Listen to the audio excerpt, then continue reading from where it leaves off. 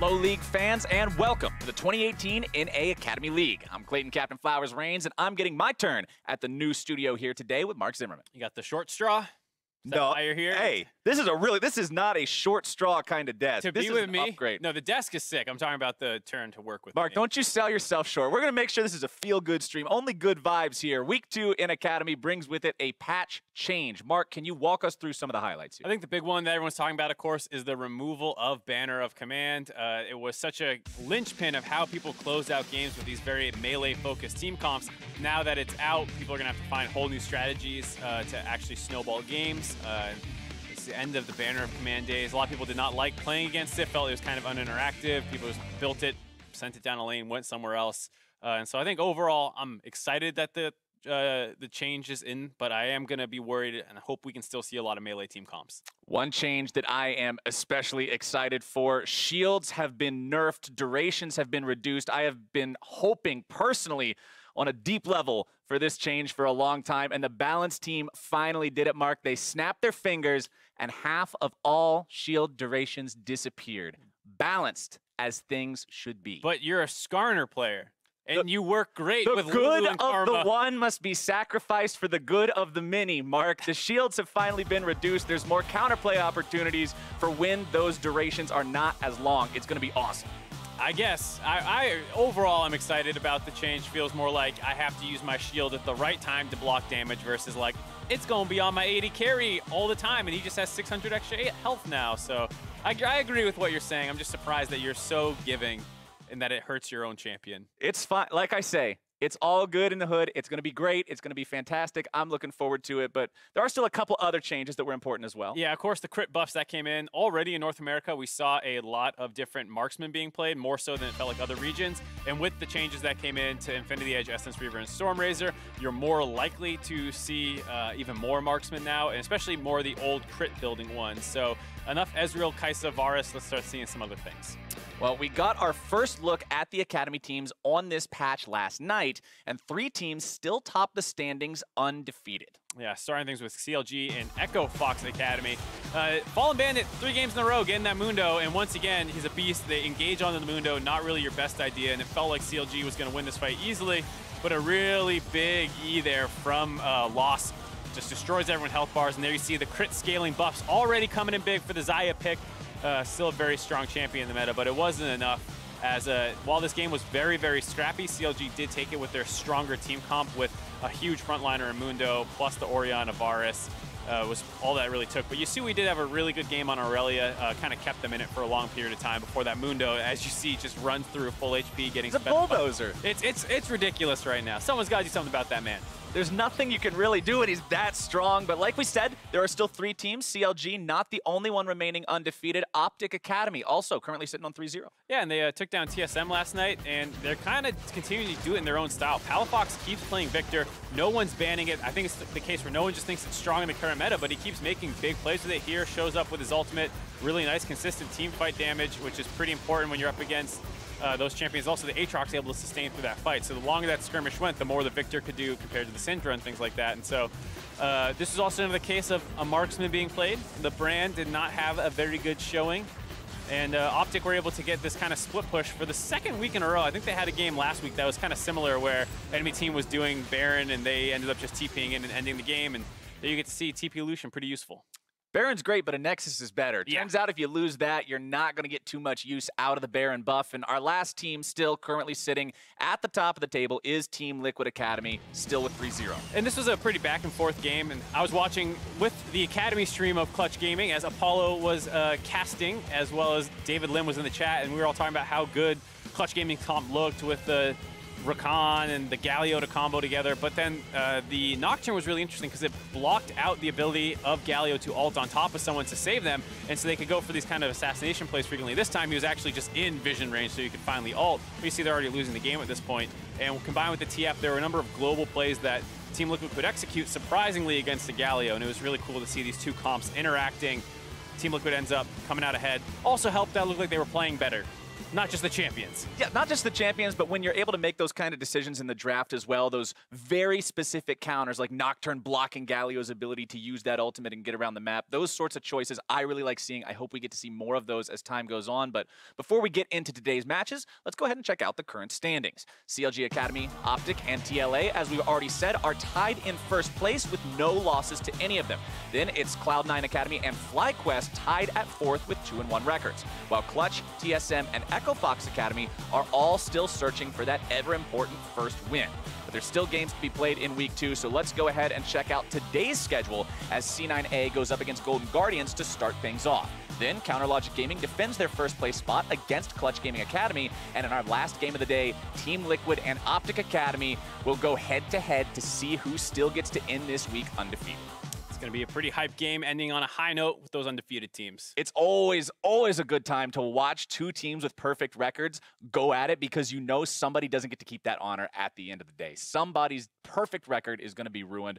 But enough about that for now. That's not going to be up till later. Let's go ahead and get into the first matchup where Cloud9 Academy takes on the Golden Guardians. Now, Cloud9 made some waves last week by announcing that veteran LCS starters Jensen, Sneaky, and Smoothie were being assigned to the Academy roster, and the org is committing to that change for at least one more week. Yeah, and that change prompted a lot of mixed results from both rosters because both teams went 1-1 in their first week of play. Shiro and Blabber on Academy were actually the two biggest influencers in both their games last week, popping off in the victory, but also kind of throwing in that matchup versus CLG Academy. But the expectation should be that these LCS pros are the ones to carry in any scenario, and they took steps to prove that yesterday in their speedy win over 100 Thieves Academy, with especially Jensen popping off. But on the other side of the rift, we have Golden Guardians, who made some roster changes of their own by adding Benji and Sheep to the starting lineup. Yeah, both these guys do have LCS experience, but they've been on a hiatus as well. So it's kind of unlucky to return to professional play with a volatile bot lane meta and against the strongest bot laners in North America. You know, last split, a lot of people would have said that. So in any case, it's a good test for this veteran duo to figure out who their focal point will be on Golden Guardians, and especially kind of painting themselves as legitimate contenders to join back into the LCS. Hey, if you want to say, look, we're here and we're the real deal, these are the kind of guys you can prove yourself against. So let's go ahead and get through those starting lineups so we can get into game. On the blue side, it's Cloud9 Academy with Shiro in the top lane, Blabber in the jungle, Jensen at mid, Sneaky bottom with Smoothie on support, and Coach Westrice. And over on the red side, it's Golden Guardians Academy. Zig in the top lane, Potluck in the jungle, Bobchin in the mid lane, and Benji and Sheep down the bot lane with the coach trying to rein them all in. Zoo! We'll have to see how these two squads can make things work going head-to-head. Like you already said, Mark, it looks like Cloud9 Academy is out on a mission right now after going 1-1 in that first week. When you've got names like Sneaky and Smoothie and Jensen on the team, you don't expect there to be anything but a 0 in that losses column. Yeah, because, I mean, when we saw Acadian come down and play last year, or last split in Academy for the first week, you know, he came in and dominated. The first game was a loss, but he still got his top laner super fed, popped off, and in the second game, he put on the carry pants himself and went like 9-0 on Kha'Zix. I mean, this is the kind of stuff we're expecting from all-pro talent coming down to the Academy League. You expect to see it look like a little bit like they're smurfing. Yeah, it should be smurfing, exactly. Yeah, it should look like that, and it didn't look like that the first two games. Obviously, like we said, 100 Thieves was better. Well, let's see how they can make that happen here today. Getting into the picks and the bans for the first time around, we'll take a look at exactly who's getting banned away. It looks like we have the Alistair ban on the side of C9A.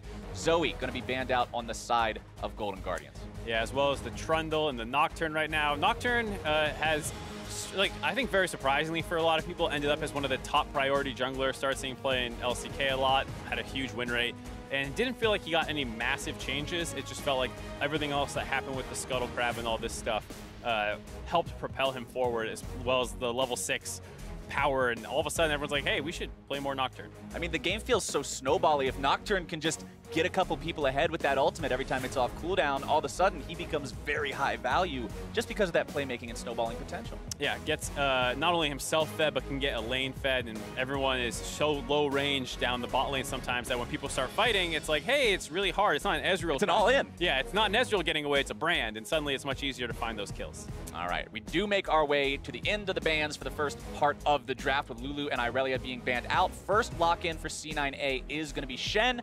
Previously, I would say, okay, well, there's your top laner, but these days, you got no way of knowing. Yeah, I think that's a big part of a lot of the power picks in the current meta. Either there's something that they're not really abusable through counter picks, or they're safe flex picks because there's such a focus, especially in solo lanes, about getting counter picks on people so you can try and find those snowballing matchups. Shen, go support, can go top, as well as being a pretty stable top laner. Oh god, they're flying through this. Lucian and Camille, very stable as well, is all I was going to say. Yeah, locked in. We already talked about how if you're on the side of Golden Guardians for Benji and Sheep, like, this is a proving ground for yourself. This is where you get to say, hey, we can hang with the best of them if we can manage to do well against Sneaky and Smoothie. They've got one of those marksmen that's still very relevant. We've seen Lucian with Essence Reavers and all sorts of interesting things going off and having some flashy moments, and this is Benji's chance to step up at that chance. Yeah, absolutely. It's going to be a tough game, though, against the Lucian as well as the Sejuani and Shen. That's a lot of people going to be trying to jump on the backline's face. And Golden Guardians also going with LeBlanc, which saw some play initially in the LPL and then started dropping off a little bit. It's probably after the revert to the changes, because that happened, I think, during the mid-season when it was between MSI and the start of the seasons. They got rid of her old ultimate that mimicked an ability in a weird way. Yeah. And it's just a recast of whatever your most recent one was again. Yeah, old school LeBlanc. The one that would insta-give you is back, and that's the one that you're going to have to be dealing with on the side of Cloud9 Academy right now. If he gets ahead, you know it's going to be hard times for these Cloud9 players to stay alive. But we are into the second part of the bans, and we'll see the Kai'Sa as well as the Braum banned away. Ezreal also going to be targeted. Golden Guardians say, look, we've got our AD carry. Let's start hitting the pool. Yeah, absolutely. And especially with Sneaky, other than Brand, and even then not really showing too much on the new meta, it does make sense to target him a little bit here. I mean, as crazy as that sounds, because previously Sneaky has such a great champion pool, it felt like he could play any marksman. We'll see if that's true with the 812 buffs to these crit scaling ones, but previously on 811, a lot of his best champions weren't super in the meta, and then the Brand we saw one time, and then people start banning it or taking it away. Yeah, Brand's actually risen pretty high in popularity. We'll have to see if that ends up still being a pick this time around with the final ban coming through. And now we'll see exactly what the Golden Guardians want to round this composition out with. Lucian, Camille, LeBlanc already locked in. Let's see what they want to go for here. 5 seconds left on that fourth pick. And there you go. Although... Oh, it was a joke. All right. They're just... I was going to say, Lucian's already locked in, so you're not going to see like the bottom lane marksman substitute Brand, but they will go for the Thresh instead. The wife steal lane. Yeah, the wife steal lane. Lore jokes. Yep. Some people out there know the lore. I still remember it. I got it roughly. Ooh, interesting. So we get a Vladimir and a Pyke. So that means the Shen will probably be going top. Yeah. Who knows, though, because, hey, let's put Vladimir in the top lane. This is the kind of flex meta. But as most people would expect, Vladimir probably going bottom. The Brand hover was interesting just because currently he can be played at both the carry and the support position in the bot lane. And so that could have been a takeaway for Sneaky, but they ended up not even going for it themselves. So we're going to get a pretty snowbally team comp from C9. Ooh, Golden Guardians also picking up plenty of damage potential on this team. Their tankiness mark is limited. Not there. To say the least. You've got a Camille in the jungle. You've got Gangplank in the top lane. There's so much damage potential if these guys get ahead, but if they fall behind and you're up against a Yasuo and a Vlad, you're going to take a lot of damage. Pyke as well, just being able to reset on these squishier targets could be very problematic. Yeah, this is probably going to be a pretty explosive game one way or the other. I do like C9's comp a little bit into it where, like you were saying, they have some tankier members with the Shen and Sejuani, as well as the fact that Vladimir, really kind of an AP bruiser, if he gets ahead, is very hard to kill. So if LeBlanc is not hitting her item power spikes and Lucian is not hitting her item power spikes, Vlad can become a total menace against this team. I think this is going to be one of those very, very fast games that we see. Like, honestly, so far Summer Split has been very fast games. And I don't think this one will be any exception. The compositions of both sides just do not warrant that happening. And I love seeing this too because I think a big concern for me coming from 8-12 was marksmen are getting buffed. We already show preference for those champions anyways, and maybe all the fun stuff goes out the window, but we still got it. And this, like you said, going to be a very, very fast game, most likely. A lot of snowbally matchups. All right, we're on to the Rift. Let's see how these teams go about doing this one. Plenty of playmaking potential, plenty of damage on both compositions thus far as they're out onto the Rift. Looks like nothing too crazy early on. Probably just going to be taking those defensive positions. We will see a couple of Cloud9 members move up into that pixel brush. Yeah, not super good level 1 champions. You know, Pyke does have a hook ability, but it's not always what you want to start with. A lot of people like that E for the start, but looks like they might be going for some kind of cheese onto the Gangplank, but they back off. Be some kind of late invade, just wanting to hang around, wait for the maximum possible amount of time in order to maximize their chances of having that payoff. But nope, everybody just wants to back away for now. Everybody's going to go home, just lane pretty normally. The problem is with the level 1 play, Mark, you can think about, oh man, if we get ahead at level 1, that could be awesome. We could set ourselves up for the whole rest of the game. But there's also the flip side of that coin where if this goes bad and we blow all our summoners or kill some of our guys on accident, this could be bad for the whole rest of the game. Oh, well, we'll see if this is going to go bad. Smoothie, oh! Walks up and gets the ward down. That would have been a very dangerous place to walk into, but he does avoid that fate for now as the delayed invade from the Golden Guardians will come in, using the sweeper at level 1, moving forward, laying down the wards. They're going to interrupt this red buff, force Cloud9 back. Yeah, you see already Blabber dipping out away from this red buff. Going to go to the other side of the map. And based off his pathing, looks like he's not actually going to elect to go on the other side of the map. And is going to go for his blue buff, not going for the mirrored invade on the enemy red. Now, if you're either of these junglers, you've got some ganking potential pretty early on. Which one of these lanes feels the juiciest to you, Mark? Which one of these do you think's got the biggest potential for explosivity early on? I think it depends. If I am Golden Guardians, I'm looking at this mid lane. With the changes that came in to LeBlanc, she actually doesn't have that passive marking system that delays her damage anymore. And you're back to the old W max LeBlanc, which gives you a fair amount of wave clear early on, and especially against the melee champion of Yasuo, he can't really win wall your W. So that gives you a pretty strong trading pattern against him, and if you can get him killed, you can start going to the side lanes. It makes Shen not have any fun because he's probably building armor. And so for me, Golden Guardians, that's where I want to snowball. C9A Academy, bot lane, anytime you have that Pike pick, you want to make stuff happen early on. He has that gold sharing passive at 6. Sejuani is going to spike at 6. So if I'm C9, I'm looking down there. And on the side of Cloud9, remember, this isn't just Yasuo. That's one thing that we got to look at in these matchups. Is it's not just champion versus champion. It's player versus player. Yeah. When you look at the name tag above the health bar and you see that this is Jensen, when you see that this is this top-tier mid laner who for the longest amount of time was in this conversation of Jensen versus Bjergsen. These are the only two in contention for the best mid laner in the North American LCS, now playing in Academy.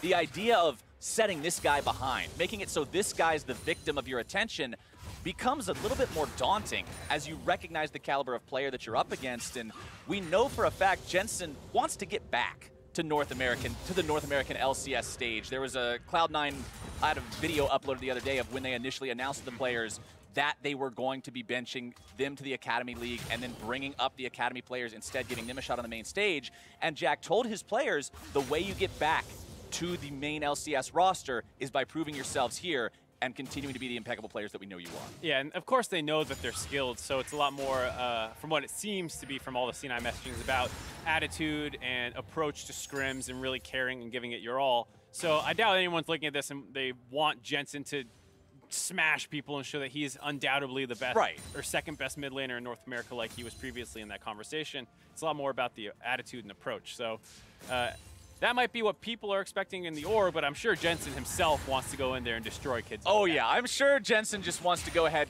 get a couple claps in and make his way back to the main LCS stage, but he will have to get through Golden Guardians here today. Again, Cloud9 Academy sitting on 2-1, did have one of those losses in the first week. Disappointingly so for the caliber of players that we see on this roster, but things have gone good so far. We mentioned the win yesterday versus 100 Thieves Academy that was honestly just a complete bulldozing of that team. These guys really showed what they were made of. Yeah, and it was Jensen also on the Yasuo then as well. Absolutely super clean mechanics to set up a lot of plays around the mid lane. He himself being the initiator a lot of the times. Probably gonna be that kind of focus again. Does combo very nicely, as much as I was saying you want to go bot.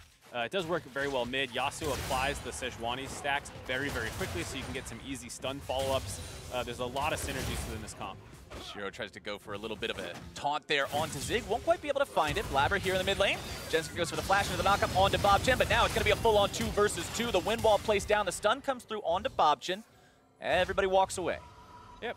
Trade in summoners there. Jensen did lose both of his own, but he got potlucks, so not too bad overall. But it's one of those things where a lot of mid laners would love if their jungler lost their sums to take their lane opponents away. This is an old strat that you sometimes heard TSM talk about where, hey, Santorin, come mid, flash on this guy, so he flashes away, and now, hey, I'm up summoners, and I can play aggressive, and he can't. You know, I don't think that was the plan going into that counter gank, but it worked out pretty well for Golden Guardians. Exactly. You mismatch the resources. Even though it's flash for flash, when Bobchin has his and all the kill pressure is on this LeBlanc, all of a sudden things become a lot more scary for Jensen's Yasuo. And speaking of scary, Zig's just having an easy time up here in the top lane. Gangplank into Shen has always been a pretty much free lane, and he's enjoying the ability to just reach that hyper carry status in a very laid-back fashion. Yeah, and Zig was one of the OG Gangplank players when he got that rework. He was one of the first people to really show mastery on that champion. He had a really famous triple barrel flash crit on it, you know, and blew somebody up under his turret one time that got 100,000 views on Plays TV. So this dude can play Gangplank just fine. He knows the ways of the GP, and right now the Golden Guardians are up a little bit of gold, despite the fact that there are no kills under anyone's belts just yet, just because of the way they're farming better. Look at the bottom lane, 62 to 42 CS, favoring Benji and Sheep. In the mid lane, a slight advantage there for Bobchin as well. Let's see what Golden Guardians are planning here. Invading for this second red buff spawn, 7 minutes into the game. 3 men strong, gonna go after this one. Lands the hook down onto the enemy jungler. Blabber gonna be in some trouble here. Tries to get back over the wall, does find the flash. Bobchin goes in, the stand united, not gonna be enough. And Golden Guardians get the first kill of the game. Yeah, Blabber just being way too lax there, walking forward, doesn't want to lose his second red buff. I understand it's frustrating, but you're up against a Thresh, so as soon as he gets close, the hook comes out, pull him in, and after that, he's all but dead. And especially with this bot lane of Golden Guardians having a lot more priority early on, the range support against the melee support, as well as Lucian still being a huge bully. He's always been a bully no matter what lane he goes to, basically, and it's no different against Vlad, who does have sustain, but early on is going to have a tough time really going toe-to-toe. Nice grab there from the Pikes. He can get some good damage down onto Sheep. Auto attack to proc the electrocute, and you even saw Shiro use the stand united from the Shen, trying to keep his jungler alive, maybe relying too much on that. Blabber was thinking, oh, I got Shen. There's no way they'll burst me through Shen. But then once Bob shows up, GP as well. Both top laners have globals. Feels bad for the jungler on the side of Cloud9 Academy, but Golden Guardians obviously feeling real good about that play, taking away the red buff as well as grabbing the kill, puts them up 1,500 gold now, 8 minutes into the game. Plus the kill goes over to the LeBlanc. There's what you were talking about. If this guy can get fed, if he can get ahead and start roaming to other lanes, then you're living that LeBlanc dream. Yeah, it wasn't quite the way we were anticipating. It wasn't a gank, but just good synergy between Potluck and the rest of his team, wanting to continue exploiting the favorable jungle matchup and using their pressure in the lanes as well. And Bobchin reaps the reward. He still has that summoner advantage against Jensen. Oh, actually not anymore. Potluck finds Shiro here, isolated into the river, gonna put a little bit of damage down onto him, but Blabber's already there in a 2 versus 1. And they end up taking Potluck down. Zig, pretty low on health, honestly. Didn't really think that he could make the rotation over to help his teammate, and it ends up just giving a free kill away. Yeah, that was a really surprising engage by Potluck. They obviously had no idea where Blabber was, but he was up there securing vision. You see all those pink wards in the river. Just not a safe play to go for, like you said, when your top laner is so low on HP in comparison. It's one of those feels bad moments because you know you can take down the enemy jungler in a 1 versus 1, but when the top laners get involved, sometimes you've just got to walk away from what seems like it otherwise could be 300 gold in your pocket. Benji and Sheep, in the meantime, continuing to maintain that farm lead down here in the bottom lane.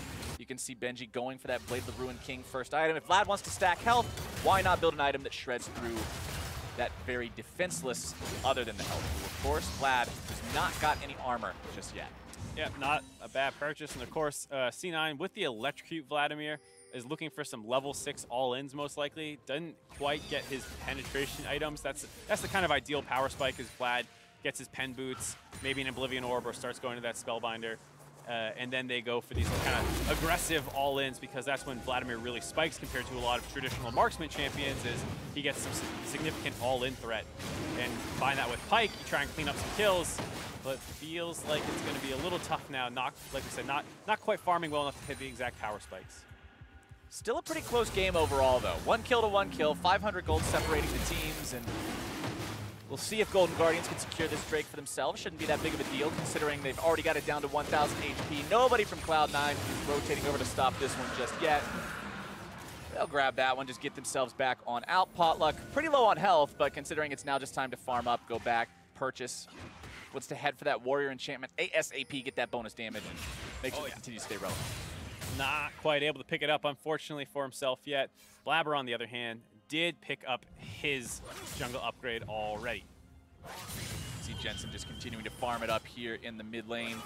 Having a good time on this Yasuo, doing what needs to be done, and wants to continue to scale. As long as LeBlanc doesn't get more fed than she was, then he's going to be all right. Yeah, I'd say so far looks like Golden Guardians haven't been perfect in their snowballing execution. That one misstep by the Camille, pretty notable when you're talking about trying to snowball, and your jungler who had that advantage kind of throws it away. That's the problem with snowballs, is they look very ferocious once you get them going, but if somebody drops the snowball for a second, it breaks in half, all the snow falls away. On the way down. You're like, my snowball is a snow clump now, and we've got to do all this work, building it back up to the point where it was, and making this function in a way that does facilitate that composition goal. Especially like we were saying with C9 having a little bit stronger of a front line and these kinds of things that as you scale in the game become more important. If it's not a snowball, you know, you will have Benji providing a fair amount of DPS to the Shen and the Sejuani, but not too much. So if you fall behind or you go even, it's going to be pretty tough for Golden Guardians. And this is a conversation that I think happens a lot when we see compositions like this. When you have a comp that's got the Gangplank and the Camille, and you've got these tools to like isolate people, do a lot of damage, whatever, but you have no front line, yes, that composition has the potential to snowball out of control and just go wild and you delete everybody in one hit. But at the same time, the burden of execution is higher. When you have a front line, when you have a couple meatballs in there that you just, okay, build tank and we'll throw you at them, you're able to make more errors, or you're able to play from more of a deficit simply because of the way the composition works, because of the champions that you've drafted, and because of the fact that they're more useful on a lower economy. Yeah, especially I think a lot of people, when they hear about tanks and utility and stuff, they often think about the health bars and the fact that they can protect people and things like that, but they also just have a ton more CC. So, you know, if you're looking at the side of Golden Guardians, you have like the E from Camille and the Thresh stun, and that's basically yeah, that's about what you're working with. Whereas on Sejuani, she can Q in front of people, knock them up, ult them, E them, and that's more CC in Sejuani's kit basically alone than the rest of Golden Guardians. Then you factor in a Shen on top of it, and that's really where the front lining becomes very useful because you can hold them in place for people to do the damage. Whereas, yes, Golden Guardians has a ton of it, but the Camille needs to go in and lock that person down so the GP ult and the LeBlanc can get in. And if someone interrupts that combo, it falls apart much faster. Yeah, there's a lot in the toolbox here for Cloud9. We'll have to see if Golden Guardians can make that work out. But due to an issue with our spectator client, we'll be getting back into game in a few minutes. The game did continue and players did not drop connection, but we're missing some of the game. We'll upload the full game at a later time and get you guys right back into the action as soon as we possibly can. So bear with us, hang out here with me and Mark for a little bit, and we'll see what we can get done. Yeah, it'll be like a little mystery challenge. We're going to jump back into the game. Mystery challenge? Yeah, what happened? All right, we got to deduce what's going down. We got to use the scoreboard and put together clues. I was about to say the Yasuo is going to be fed. I was about to joke about the Yasuo being fed, and we come back and Jensen's 2-0. We needed 10 more seconds for Mark to be a psychic. We didn't quite get it. I could feel it. I was like, we're going to come back. Some stuff's going to have popped off. And based off what we can see here, LeBlanc went down and Potluck went down. So I'm going to guess a mid-skirmish went pretty heavily in C9 Academy's favor. That would be the way that I would expect this to have gone when you now have the Yasuo sitting on a much different state than he was beforehand. He seems to be doing pretty good for himself these days. And didn't we talk a little bit about that, Mark, saying that a player of Jensen's caliber playing in an Academy game, you would expect some pop-offs? Yeah, that's what you would hope for, and claps. We didn't get to see it, but I'm going to assume it was mechanically perfect and an absolutely beautiful play by Jensen. It would have been a phenomenal sight to see. Unfortunately, we did not, but like we said, later on the game will be uploaded in its entirety, and you'll be able to see exactly what kind of magic he worked in order to get to the spot that he is at right now. Golden Guardians now have to make sure that they don't fall any further behind because like we were already talking about, when the snowball falls apart, when you have the composition that doesn't have the front line, every mistake just stings that much more because it's that much more of the game that's out of your control. And it feels like one of the two teams, as I'll hold my thought for a second, gank coming in. All right, what can they make happen here? Bobchin wanting to provide that extra little bit of damage down onto Shiro. Zig doesn't want to bite off more than he can chew here. Just let LeBlanc set it up. The chain's not going to find the mark, but the damage goes through. Bobchin grabs that kill into Shiro. C9's going to answer back in the mid lane with Rift Herald, though, and going to continue pushing the Smoothie joining up as well, but doesn't look like they're going to pressure this turret too hard. Where my train of thought was going before that was one of the two teams, I'm going to guess Golden Guardians, had actually flipped their lanes prior to that, as all the outer turrets in the side lanes are still up. The bot lane just dropping then. So one of these two teams decided to try and flip up, get an advantage on the top side. I assume it's Golden Guardians only because they're starting to get scared of the all-in threat that can come in from that Pyke and Vladimir pick. Let's see if Cloud9 wants to go for anything too crazy here on the turret right now. Blabber dashing in, trying to throw out the ulti. Not going to find the mark, but it will force Benji and Sheep to back themselves away from this one. Not able to defend the tier 1 any longer, except for the Gangplank ultimate. It doesn't look like it'll clear those minions out in time, and Cloud9 Academy will find themselves turret number 2. Benji wants to jump in there, find a little bit of damage down onto these guys. Culling still going through. Smoothie taken very low, but does get himself away. Pyke is a slippery fish to try to get that last little bit of damage onto. Yeah, weaving in and out of vision there, so you saw his passive activating and turning off a couple times as he slowly healed up, and it was enough to keep them alive. Sneaky also throwing out that ult to kind of dissuade any further chase, but they've done enough to chunk out the bot lane that was in the top side of C9, so they're also going to be able to trade that turret out now 2-2.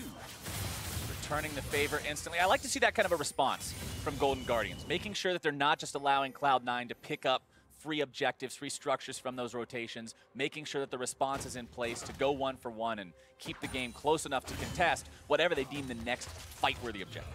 Yeah, and it's been a pretty good game, all things considered, by Golden Guardians Academy. They got off to a very hot start, had sounds like a couple of small slip-ups in some fights, but other than that, they've done a really good job of keeping up in the macro play from C9 Academy and generated some leads for themselves, as you see a monster CS lead accumulating on Zig, and that's also your best scaling champion. Right. So really not too bad of a place to end up with a significant gold advantage. If this pace keeps up for Zig, he'll likely become the trump card here for this Golden Guardian squad as Smoothie goes in, uses the pull to bring that Gangplank closer, forces away the flash for the Golden Guardians top lane. A little surprised to see Jensen not ult off the Q from Smoothie's Pyke. That pullback counts as a displacement, counts as an airborne, so technically Jensen could have taken it there. Chose not to, and then with the flash up, Zig was able to dodge out and the tornado coming in from Jensen, so he gets out of that gank attempt. Summoner spell down. We'll have to see how much more attention Cloud9 wants to put onto Zig in the next 5 minutes or so to try to take advantage of that. Another Pyke pull. This one's not going to really find much of anything. Benji dashing in, popping the Blade of the Ruined King active and putting quite a lot of damage onto Sneaky. Of course, with a little bit of time around a minion wave, the Crimson Reaper will be able to make sure he can get that health back. But for now, it means he's got to stay the hell away from Benji. Crimson Reaper? That's Vladimir's title. I had no idea. I told you I knew the lore. Hey, show me up. Zig going after Shiro here in the 1 versus 1, level 13 to level 12. A lot more money in the Gangplank's pocket as well. Sheep wants to come in, help them out on this one, goes for the flash as well to make sure Benji comes in range, and Zig grabs himself the 3rd kill of the game for Golden Guardians. First to his name as Cloud9 Academy will make moves on this bottom lane tier 1. They're saying, all right, you put 3 guys top lane, that's just fine. You grab the kill, we'll grab the objective. Yeah, and this is one of the nice things about the Yasuo pick, able to go into kind of any lane. All 3 of their champions really function in any lane. Yasuo and Vladimir have no problem being in side lanes or in the mid lane, so they can kind of move their lane assignments around as needed. The only problem is it's starting to feel like GP is not going to be answered by anyone on C9 Academy. And if they're able to keep mid priority, they can keep kind of doing those rotations where they push in the mid wave, and then you have Benji and Sheep going up to meet up with them. Golden Guardians Academy, 4 men strong in the top lane, taking down that tier 2, now deciding to back themselves away. Shiro and Jensen working their way up towards that. Gangplank ulti coming down there in the mid lane will prevent that tier 2 from falling on the side of Golden Guardians, and they end up coming out in +1 for those tier 2 turrets. Who's to say macro play is dead in the new meta? They were all over the map, trading out turrets, trading out farm, trying to get their most important carries ahead. As you saw, a pretty concerted effort of Golden Guardians to get more gold onto Zig, get this GP to his late game. And you can see Gangplank does have the Sterix gauge completed, and remember, Sterix gauge is a little bit different than what it used to be. It no longer increases base attack damage, so the Trinity Force proc is not going to be innately stronger simply because you have Sterix gauge. But considering it gives you bonus AD, any benefits and scalings your abilities had related to that will be enhanced instead. That's actually a really important thing to point out because of how many bruisers relied on that 2-item power spike. You saw it on the GP, of course, like you see continuing, but you also saw it on the Aurelia. You would see it sometimes on even things like Fiora, Jax, Aatrox, Camille. Jax, Camille. All of them kind of built that power spike, and it's probably a little less of a necessity as it was back then. It was really the only item that would synergize with the Trinity Force Spellblade Sheen proc. But now that's been taken out. It was just a little bit too strong as that 2-item power strike. Yeah, power spike. It was definitely crowding out any other bruiser itemization. I mean, some more spell-based ones, like Renekton stuff, would still go Black Cleaver and these other things, but, you know, even some champions like Darius would start going Triforce and I definitely missed it on Chad Skarner. Yeah, that was... Yeah. You felt that one? Yeah, I know Chad Skarner is such an important staple in the meta, and everyone's really concerned about the implications there. But bottom side, Zig is still perfectly happy with this Trinity Force Sterix combo, but with the GP in the bottom lane and his ult not available, Cloud9 Academy decides it's time to start up a 3-man attempt onto Baron here. Benji going after Sneaky in the 1-versus-1. Sneaky going to throw it on the Hemo Plague, use the pool to get himself out, taken very low. He likely won't be able to participate in any kind of a fight here for a minute. We'll clear out the rest of that wave. Cloud9 Academy moving their way over towards mid lane as well, giving up that attempt on the Baron as soon as Golden Guardians found out what was going on. As Blabber goes in, there's your flash into your initiation. Sheep's going to be pulled back, and there is no way out. Smoothie makes sure to get 300 extra gold. That was really cool. I think they intentionally stopped damage onto the support there so that they could actually get the kill onto Smoothie to share the gold. It did feel like for 4 people hovered around a Thresh. He didn't die that quickly, and then of course you saw Smoothie. Slower animation than I think a lot of people are used to on Pyke. I know when I started playing with him, it felt very hard to find those executes if people were trying to take the kill for themselves. Right. So really nicely done there by C9 to make sure they get the optimal amount of gold from that play. I was going to say, remember that it does give full gold over to the last person that damaged the champion before Pyke got the execute. So you're not even KSing. No. It's actual kill sharing. The damage comes through on the potluck, and Blabber facilitates yet another catch onto an out-of-position Golden Guardians member. Yeah, and this is where, you know, kind of similar to what we saw before, feels a bit of the downfall of Golden Guardians Academy right now is that while they're making the difficult plays very correctly, actually, it's when things start laxing up a little bit. They're forcing Baron. We got them off Baron. We pushed their mid lane. We chunked out the Vladimir. We relieved pressure for ourselves, and then they don't quite respect C9 then answering them once again. So once they make the right play, it feels like they take their foot off the gas a little bit. That's why you saw the pick on the Sheep, and once again there, the Camille just out of position, not really respecting the fact that they can kill me again. It's NA at Worlds. You can win some upsets, but then if you lose the games that you're supposed to win against the teams from emerging regions, your record's still not going to be that great. You still have problems. That's a bit of a stretch. No, it's totally fine. This is a great analogy. All right, you got me. Cloud9 Academy up still very much ever so slightly. 1,000 gold here 23 minutes into the game against Golden Guardians, but it doesn't feel like a 1,000 gold game, Mark. Cloud9 just seems to be so comfortably in the lead. They're the ones that are pushing out. They're the ones who are putting vision down into the enemy jungle. They're the ones who seem to be in the driver's seat while Golden Guardians are mostly on response duty. Yeah, it's a bit of a weird game because all of C9's important members seem to be doing well. Yet Jensen's 2-0-2, the Vladimir is 0-0-3, your Pyke has a kill, Sejuani 2-1 and 3. But then you just look at that GP and how much gold he's getting from Kleptomancy and his Q, and you just start to wonder if they're actually winning the game at all. Because the 1,000 gold lead is nice, but that GP is going to become a monster in team fights because we were talking about low range comps and all that. C9 are effectively 5 melee. I know technically, Vladimir is range, but he likes to pool in on top. Runs up right next to you. Yeah. He's always in melee range as he fights. Yeah, so they basically have a big old dogpile comp, which is kind of ideal for a GP. He doesn't quite have anyone to lock people down in that dogpile, as there's a lack of CC on his team comp, but he can bring the damage just fine. And that damage is only going to get stronger now that he has the Phantom Dancer completed as well. Compare his itemization to his opponent. All right, they both have the same pair of shoes, so that's pretty close. Hey! One big ticket item in the Titanic Hydra versus one big ticket item in the Trinity Force, but then it's Sterix Gage Phantom Dancer versus a Kindle Gem and a belt. And a Dorian Shield if you want to include that, I guess. But there's no comparison between these two at this point in time. Zig is totally in control. Yeah, absolutely. And I do like the Phantom Dancer purchase, all things considered. That is one of the better split-pushing GP items that you can build. And so we'll have to see if he can continue to focus on that because the 5v5s are going to be really tough to win with such a fragile team comp like we've been saying. So maybe investing more in the GP split push is the right way to go. If he gets unanswerable, he might be able to take some stuff down by himself. At the same time, though, it goes back to what we were talking about with Golden Guardians and seeing both good and bad decisions out of these guys. As long as they can make those good decisions, like we've seen them make so far, stop the Barons, force your opponents back, push the waves out, but also just making sure everybody's staying smart, even in the moments where they feel a bit more comfortable. Nobody can afford to get picked off in the 4-man group if GP wants to keep pushing. As soon as you lose somebody in this 4-man squad, all of a sudden, it's Cloud9 Academy that feels comfortable going for a play, going for a Baron, going for some kind of an initiation like this. Blabber wants to go in yet again. Golden Guardians disengaging this one. Cloud9 Academy, 4 versus 4 here. As you can see, Bobchin coming in from the top part of the map right now. Shiro can always join up with these fights at any point thanks to Stand United, but Golden Guardians decide they're going to go over for that Earth Drain. Yeah, not a bad attempt by C9 Academy. Didn't really blow any resources other than that Sejuani ult. Golden Guardians answers with the Mountain Drake, but on the flip side, once again, this kind of map plays, C9 instantly goes to the Baron.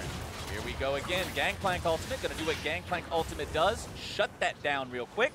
Cloud9 Academy forced to back away. Their jungler below half HP. Does not have any way to really regenerate that yet because he does not have the Warmogs. Shiro gets hit by the Thresh Hook, but it's not going to really put him in a spot where he's in any kind of danger. Does have the Warmogs and Titanic, so a very large health pool on this Shen. Very large health pool that will disappear very quickly without any resists against some of these members. And this is a bit of a weird game where it doesn't feel like either team comp really is able to find their footing.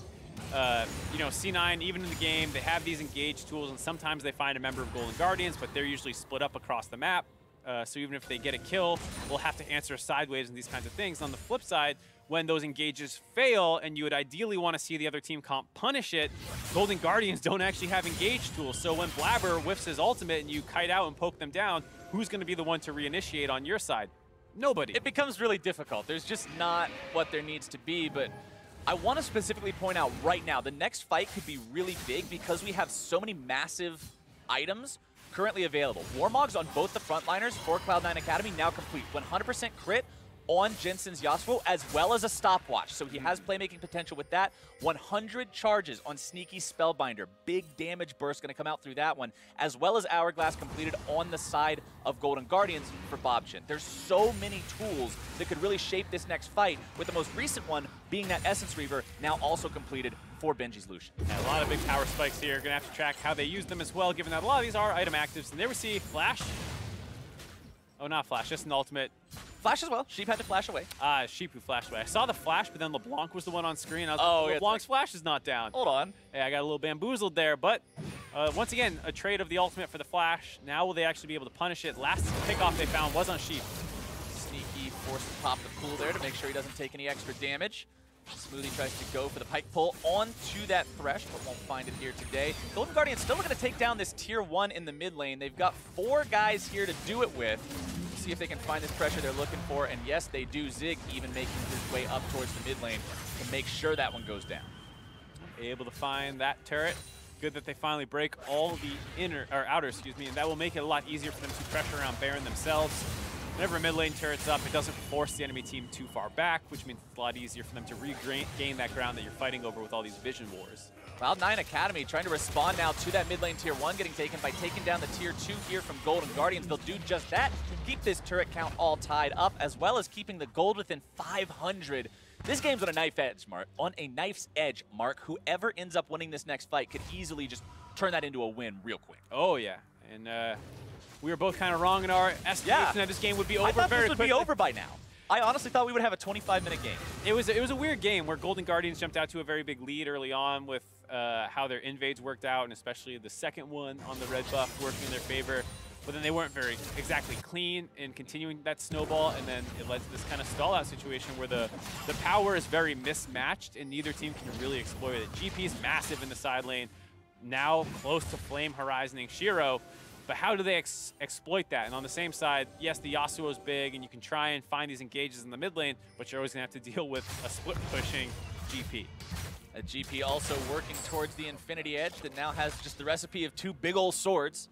And once he can get that, that's going to be the crit damage conversion. Remember, Infinity Edge these days, not so much the crit multiplier, but just the conversion strictly into true damage on those big crits. And if a barrel hits you for 1,000 damage, and all of a sudden part of that is just unblockable by resistances, the barrels become that much scarier as Cloud9 will again attempt onto this Baron and again will fall back as Golden Guardians are wise to this plan. Yeah, but it's a good strategy overall. Once you finish those Warmogs up and have enough HP to activate the passive, this is how you kind of play. You just keep starting the Baron off, see if they respect you, burn their vision tools down over and over. You have the higher HP values, plus they refresh with that Warmog, so you can play a very poke-focused game.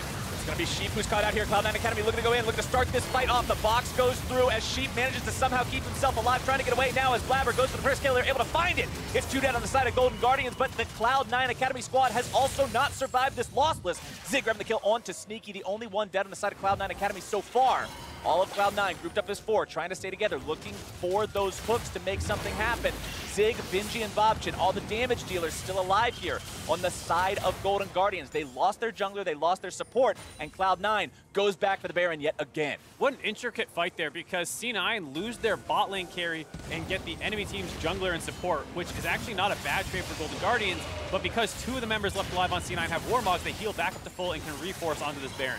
Golden Guardians does not want to allow their opponents to take this one for free. Smoothie throwing out the hook, goes back into the Baron pit now. Cloud9 Academy only have this one down to about half HP. Bobchin jumps in, lands some damage down onto these guys. Benji still waiting for his moment, doesn't want to go in too early. They know that they just need to scare Cloud9 away. You don't need to find kills here. You don't need to find a huge fight. You just have to get rid of Cloud9 Academy's Baron attempt. Barrel's going to be sidestepped. Zig not finding the damage on that one, but there you go. That's all they were looking for. Get him off the objective. Crazy, crazy fight. Ends up with just a couple kills. No one able to grab the Baron objective for themselves. And you saw Zig becoming a bit of a nuisance in that fight, kind of just sitting in the middle of it. Usually GP likes to play the edges of the fight, hit some barrel combos before running in with his passive and really starting to clean up a fight. Zig was in the middle of that for the majority of it, and that's concerning that the GP can kind of run wild.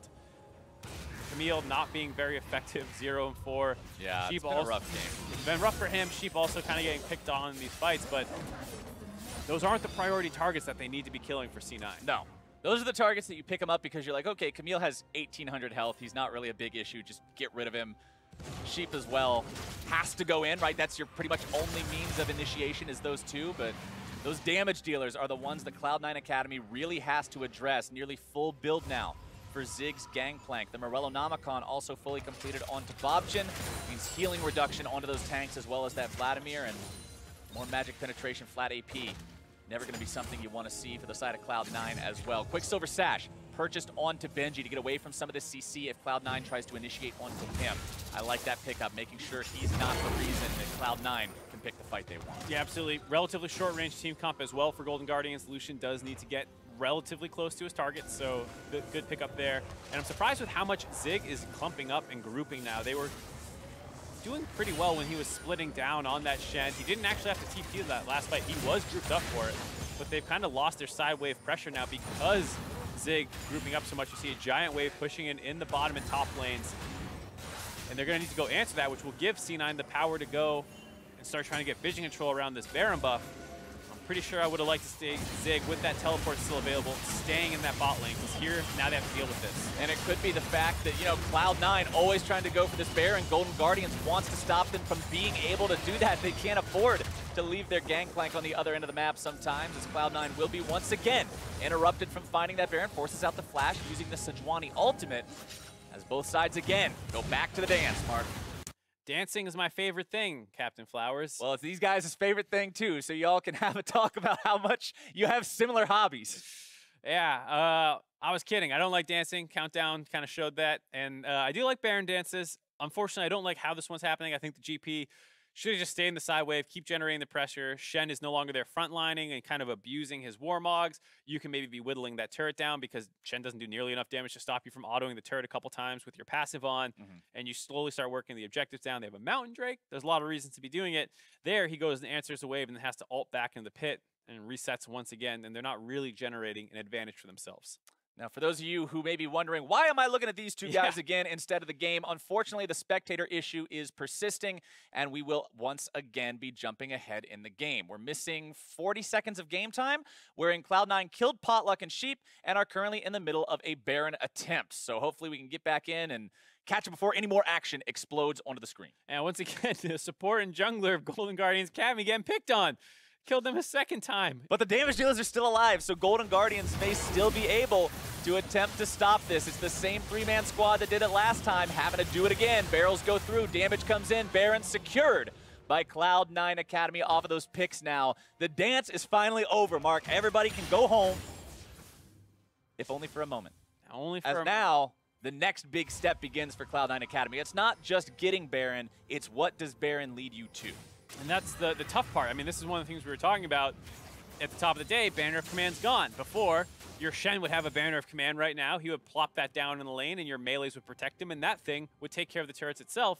Are you capable of doing that now? How do you take turrets with such a low-range comp? I guess you're hoping the Vladimir is enough with that AP damage conversion to be able to complete the sieges. And we'll have to see if that actually is the case. I believe this is one of the things that we heard from Hooney about at the end of NALCS last week when we were asking him about how do you feel that the banner change and removal is going to interact with some of the compositions we've seen. And I remember Hooney talking about, yeah, it could be more difficult to use some of these compositions with bruisers and fighters in lower range without that guaranteed thing, but we'll just have to wait and see. And now we will get to see when Vladimir is the only quote-unquote range on the team. How does that feel? Cloud9 Academy wants it to feel like just bursting through one of these inhibitor turrets, taking the inhibitor down and winning the game. We've seen so many games so far in Summer Split across multiple regions worldwide. So rapidly after a Baron, the damage coming down, the pick going through, but the save for now, the Hemo Plague will still seal Benji's fate. And with the enemy AD carry off the board, that means Cloud9 Academy will just be able to strong-arm their way into this base, knock down these inhibitor turrets, set their sights on the inhibitors, and maybe even the Nexus thereafter. They'll just walk their way right over to mid lane after taking the bottom side. The minion wave is already waiting. 5 men strong, health bars topped off. Likely not going to be long for this world is that inhibitor turret. The wind wall goes through to protect themselves a little bit more. Barrel finds quite a lot of damage onto multiple members, but it's still a 5 versus 4, favoring Cloud9 Academy as this push continues. 2 inhibitors down now in the Golden Guardians base. This is what I was talking about. Mark, you get Baron and the game just seems to end. Yeah, well, critically, they also found a pick on the enemy team's marksman. We were concerned about how C9 was going to be able to push down the inhibitor turrets. They're rotating between the lanes to get the inner ones. No surprise to see those going on, but the fact that they were able to find Benji in a rotation, pick him off, great Q by the Pyke of Smoothie was the one that really set that kill up. And that was really what allowed them to break all those inhibitor turrets for themselves. And with that, they might have gotten over the largest hurdle of these low-range compositions, which is breaking an inhib turret. I mean, we've always seen the inhibitor turret line sort of just be this wall. Even in previous years when the meta had been well established with marksmen always being in the bottom lane, et cetera, the inhibitor turret line was just often a point where it's like, okay, we need Baron to break this. This is especially difficult just because of the fact that they're otherwise behind a wall. We have to push into their territory. We have to fight in a very specific zone. And when you remove the marksman from the equation, when you make the siege weaker than it previously would have been, it turns into this situation that goes from, all right, this is hard, to, man, how in the world do we knock this thing over? But with that solved, Cloud9 Academy, you have to think they're feeling good about this position. They're in a spot where it should just come down to checking the boxes and saying, okay, waves are pushed out, side lanes are pressured, take down the last inhibitor, double super minions everywhere, bada bing, bada boom, game's over. Bada bing, bada boom. Also, not much line wave clear on Golden Guardians Academy side, so a little bit of that sieging problem alleviated. GP is not too bad, as well as the Lucian pick, but when Lucian's dead, hey, it's suddenly a lot easier to push. All of a sudden, when the guy that you're concerned about is dead, you don't have to be as concerned about him much longer. And they're not concerned about much of anything. They find the pick onto Sheep. Still going to continue this push here. Final inhibitor turret. Are they even concerned about that? The answer may be no. Another nice pull coming out there from Smoothie as the wind wall goes up to protect them from any sort of retaliatory damage. Final inhibitor now under pressure as Cloud9 Academy looks to end this one right here on this push. Able to find some CC and damage down onto the Golden Guardians roster. Gangplank ultimate going to be coming in. Hextech ultimatum is issued. They do manage to find the shutdown onto that enemy Sejuani. Benji not quite able to find all the damage he needs. Immediately, Zonia is going to be used there to protect the Cloud9 line, but it will not protect for too much longer. Jensen goes down. Shutdown credit going over to Bobchin as a double kill goes the way of Zig, finding that lethal damage onto Pyke. Shiro tries to get himself out of here. The last man standing other than his bottom lane carry in Sneaky, but now Sneaky stands alone. 4 out of 5 dead on the side of Cloud9 Academy. Did take the inhibitor, so we're going to have all 3 inhibs down, double super creeps coming in. We'll put Golden Guardians on their back foot, and we'll still have a hard time clawing their way back into this game, but a really nice base defense there as C9 went a little too far forward. FLICKR was overextended. They were ahead. They felt overconfident, so they go in to try and protect him, and then that puts them in range for a monster combo from Zig. Chunked out multiple members of C9 Academy almost instantly, and then Benji, because he's still up and left alive there, was able to provide a lot of chase down, as well as the Camille. Nice punish by C9 Academy, but like I was saying, not quite out of the woods yet. Yeah, if you were only looking at the fight, you'd say, man, that feels good for Golden Guardians. They killed 4 dudes in a game that it looked like they were about to lose the game. But when you look at the consequences, when you look at those 3 gray symbols for inhibitors in their base and the 2 big boy minions marching down each lane every single wave, things start to look a lot less appealing for the side of the Golden Guardians. And they've still got to keep this defense held strong. This is the part of League of Legends, Mark, where you get very familiar with the look of the inside of your base. Oh, yeah. It's that new pixel there. Oh, I didn't notice that rock. That must be a new addition. We installed that one last week. Yeah, this is going to be a really tough base defense for them. The double super creeps being very difficult. We also talked about their wave clear not quite being there. And they have to be careful for all these pike hooks coming in as well. Got to be careful for some of those thresh hooks, too, on the side of Cloud9, but instead they're just going to take that as their chance to go in. Sneaky forced to go into the Zonias, almost immediately sheep the first casualty here of the fight. Golden Guardians still looking to re-engage, still looking to make something happen. Not quite finding anyone from the side of Cloud9. It's a 1 for 0 so far for the attacking team. The minions will reinforce those lines yet again, and Cloud9 has no intention of stopping. Remember, those Warmogs are going to make sure the front line stays healthy. Bobchin tries to go in. Sneaky going into the pool, keeping himself alive. Another hook finding its way in from Pyke. Who wanted to watch that fight anyway? Yeah, we can't. Yeah, well, it did look like it was going pretty well for C9 there, getting a hook onto the Lucian and getting a seal out right away.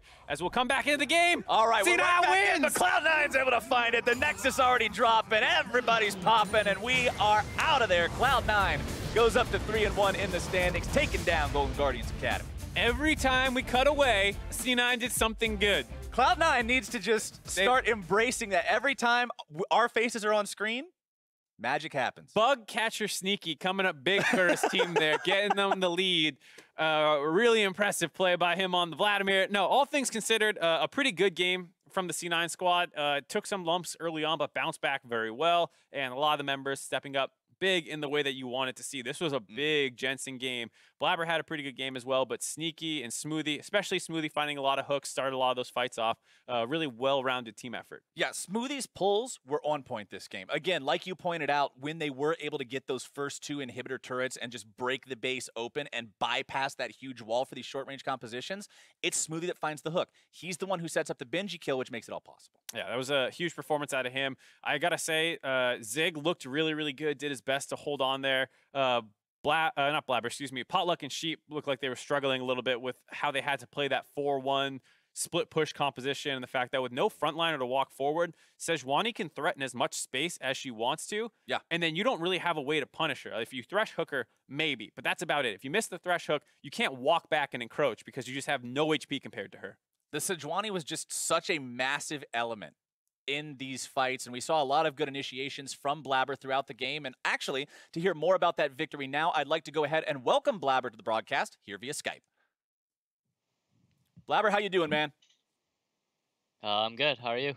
I'm doing pretty good, too. We just got done watching that win that you guys had. You had a lot of really good initiations on the Sejuani, going in with the flashes to set up the plays, to set up the last breaths from Jensen's Yasuo.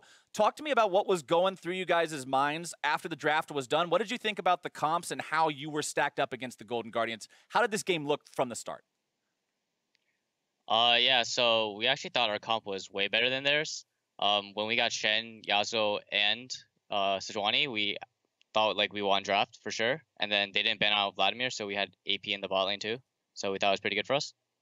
So speaking about these new kind of compositions, you guys were effectively 5 melee, Vladimir being very low range and likes to get in the mix of things as well. With the removal of Banner of Command, do you feel like these comps are more difficult to pull off?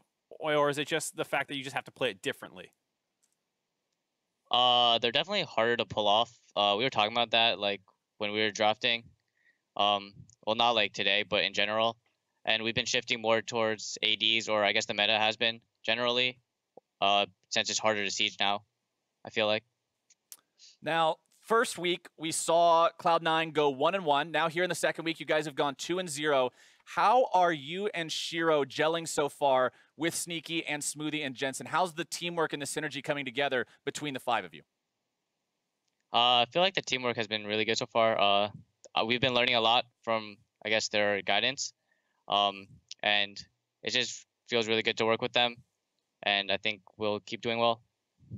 That's good to hear. And of course, you are a player coming from scouting grounds, kind of getting right into the C9 organization. How's it been for you kind of going through this explosive growth, I would say, going from a scouting grounds player to drafted by C9 to ending up on their academy team and now playing with the LCS players? Talk to me about that journey a little bit.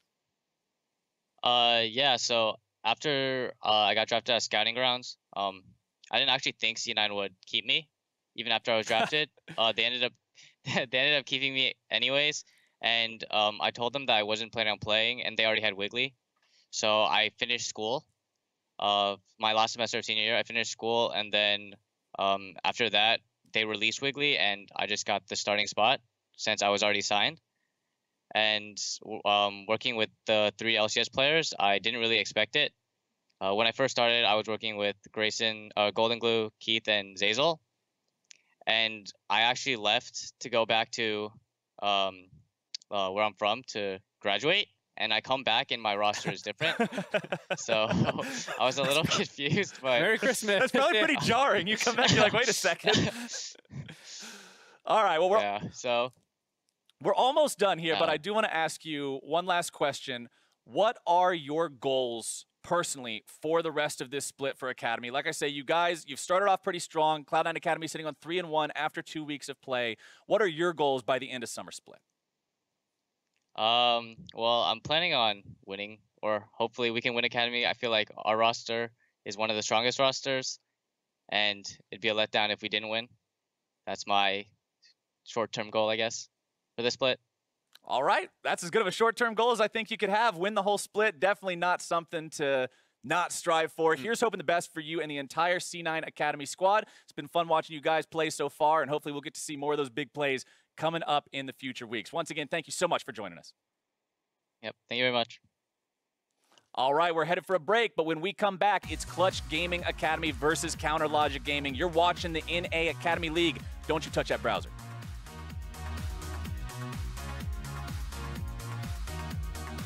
Strong gonna go after this one, lands the hook down onto the enemy jungler. FLICKR gonna be in some trouble here, tries to get back over the wall, does find the flash. Bobchin goes in, the stand united, not gonna be enough. It's gonna be Sheep who's caught out here. Cloud9 Academy looking to go in, looking to start this fight off. The box goes through as Sheep manages to somehow keep himself alive, trying to get away now as FLICKR goes for the first kill. They're able to find it. It's 2 down on the side of Golden Guardians, but Gangplank ultimate gonna be coming in. Hextech ultimate is issued. They do manage to find the shutdown onto that enemy Sejuani. Benji not quite able to find all the damage he needs. Careful for some of those thresh hooks too on the side of Cloud9, but instead they're just gonna take that as their chance to go in. Sneaky forced to go into the Zonias almost immediately. Sheep the first casualty here of the fight. Golden Guardians still looking to re-engage.